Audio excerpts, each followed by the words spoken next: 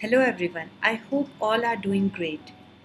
In our previous video, we understood what is the algorithm and the role of algorithms in our daily life. We also discussed about importance of algorithm analysis and the criteria which comes into play while analyzing these algorithms. Now it's time to discuss the most important topic for every software engineer, that is the time complexity. In this video, we will discuss about algorithm analysis, then we will have brief intro of time complexity, and in the end, we will see what is the asymptotic notations. So stay tuned for learning these concepts in the most basic way. So let's start the discussion with these golden words to highlight the importance and the need of measurement, which is the prime focus for the upcoming discussion. So, H.G. Harrington said, measurement is the first step that leads to control and eventually to improvement. If you cannot measure something, you cannot understand it. If you cannot understand it, you cannot control it, right? And if you cannot control it, you cannot improve it. These words are applicable in every aspect of our life. And if we map these words to understand the importance of algorithm analysis, we can clearly see that measuring an algorithm efficiency helps us to understand it thoroughly, and that in turn helps us to control its behavior that would eventually improve its performance. And that is so true. Now we will discuss how to analyze the algorithms. Before going further, let's see a scenario. A person was hired for counting the coins. On the first day, he got 7 coins. He took 7 seconds and a page for doing the calculation. Next day, he got 21 coins and he took 21 seconds and used 3 pages. Simple, right? But after a week, on a shining Monday morning, he got these many coins. So the counting took longer that day and he did use lots of paper for calculation. We can imagine the look on his face while counting. Anyways, so here we can say that the counting time and the pages required for calculation will increase when we increase the numbers of coin, right? Now let's say that his friend has also joined some other office for same job, that is counting the coins. But in his office he has coins in the jars and they are labeled with the number of coins that the jar is holding. So on the first day he got 2 jars. He took 1 second and a page for calculation. On the second day, he got 4 jars full of coins. Again, he took 1 second to tell the total coins and used single sheet of paper. Finally, on the same shining Monday morning, he got 5 jars. And again, he took only 1 second to record total coins and used only single sheet of paper. And he was smiling ear to ear. Every day, the counting task is taking same constant amount of time and the pages, irrespective of the rate at which the input is growing. Now we can see that in the first case, the execution time for counting the coins and the space required for calculation will increase linearly as the input size will grow. And in the second case, the execution time for counting coins and the space for calculation will remain constant as the size of the input will grow. So we analyze algorithms based on the amount of resources required for running it. The amount of required resources varies based on the input size, as we just saw.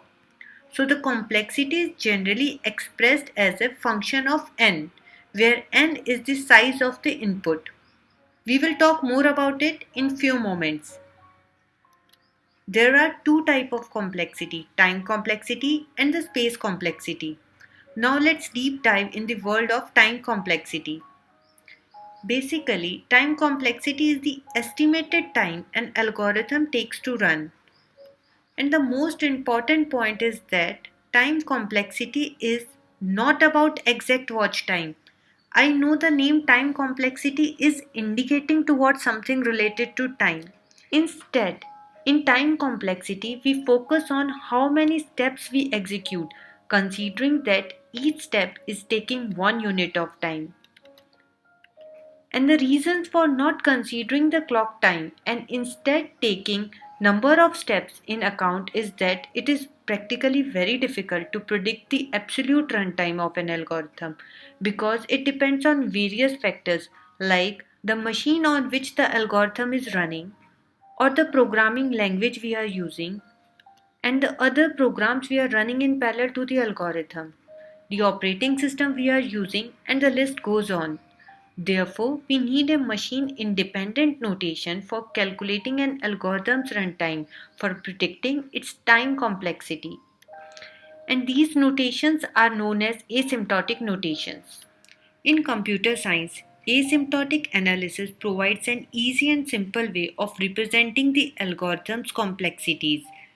As per the definition here, the asymptotic analysis is the kind of a mathematical analysis for defining the mathematical boundaries of its runtime. Or we can simply say it in simple words that it is used to mathematically calculate the runtime of any operation inside the algorithm.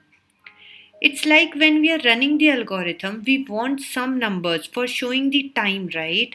Therefore, we are using this technique to define the mathematical boundaries of its runtime performance, like upper or lower bound. So, we can say that asymptotic notation is used for representing the runtime or the time complexity function in the simple communicable form. Okay, now coming to the three types of asymptotic notation. First one is big O notation, which works as an upper bound of a time function. Then big omega notation, which works as a lower bound of a time function. And then big theta notation, which works as a average bound of a function. Please don't mix this with the best or worst case scenarios. It is not related to best case or worst case. Here, every function can be represented as an upper bound or lower bound or average bound. Let's understand this with an example. We can say we need to find the professor's RAM age. It is definitely less than 100,000, but that is not useful information for us. Instead, if we say his age is definitely less than 110, that is still closer to the original age, right? So all these answers are correct as the upper bound or the big O notation. On the other hand side, we obviously know his age is greater than 0 and his age is greater than 10 years is also true. So they form the lower bound, or we can say that omega for this question. And then average bound will lie somewhere between the omega and big O, right? Likewise, a simple algorithm to print the values in an array is big O of n as well as big O of n cube or any runtime bigger than big O of n. If you have prior knowledge of asymptotic notation, this example will make sense, or just bear with me for few more minutes. We will talk about big O notation in detail. Let's take another example. I have shown here few equations arranged in the ascending order, which means that let's say value of n is 100, then log n would be 2 and n square would be 10,000. So they are arranged in the order of increasing value. Here, if you look at n, both n square till n raised to the power of n all have become upper bound of this n as we have greater than or equal to relationship. So the right hand side has become the upper bound which comes under big O.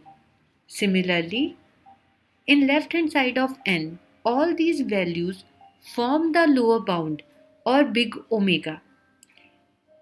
And n is considered to be the average bound, that is big theta. Okay, but please remember then when we write the big O, we should try to write the closest value of the function because selecting the biggest value from the upper bound or smallest value from the lower bound is correct but might not be that useful, right? We can use any notation for best case and any notation for worst case. Now we have got the context that asymptotic analysis is basically dealing with the complexity. So we can say that it is used to estimate the time complexity function for very large input. In other words, it means when we are talking of algorithm and we keep everything constant like machine on which the algorithm is running, its hardware or software, everything is constant, okay? And only the size of the input is changing, which in turn is changing the number of steps required for that algorithm, and then analyze the behavior of algorithm or how the algorithm is running as the size of the input is changing. So therefore, for showing time complexity out of these three, we focus more on big O notation, taking a big picture approach to know how the runtime of an algorithm grows proportionally to input size. Okay guys, so in this video we understood the concept of time complexity and asymptotic notations, and in the next video we will learn how we can showcase the time complexity with the big O notation. I hope you have got clear understanding of all these topics. Please let me know in the comments down below what are your views. If you have any more confusions or if you want any more explanation on any of the topic that we discussed today, or if you have understood it, because it is very important for me to get your feedback. If you liked the video, please give this video a thumbs up and also do watch the next video in this algorithm and data structure series. It is on Big O notation. Okay then, we'll meet you soon in the next video. Till then, keep learning and take care. Thank you.